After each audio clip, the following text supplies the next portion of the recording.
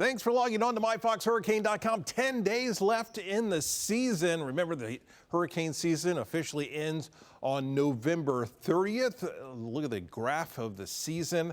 We're all the way back September 10th at peak of the season, which this was somewhat of an unusual year. We headed right towards the peak of the season, and suddenly everything got very quiet in the tropics. And then shortly after that, that's when we really started to see all that activity ramping up, and just what a bad part the tail end of this season has been, especially with Helene and Milton working their way through here.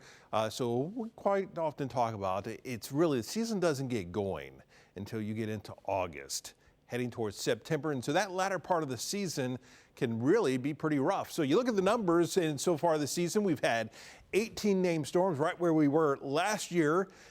11 hurricanes and 5 major hurricanes. So above average on all these numbers, certainly not as high as the numbers that were originally predicted by CSU prior to the season beginning. But it tells you something. These numbers, they don't tell you everything, because if we didn't have Helene and Milton and Debbie, overall this would not have been a bad year at all. And that's just 3 storms, Helene and Milton, causing some of the biggest problems for us just in those 2 storms alone. And the rest of these would have been nothing. And we would have talked about, hey, yeah, we had a lot of storms, but it didn't really amount to a big season. So it tells you those numbers, they don't tell the whole story. It's all about where those storms go. Now, as you look at the Fox model right now, things are quiet.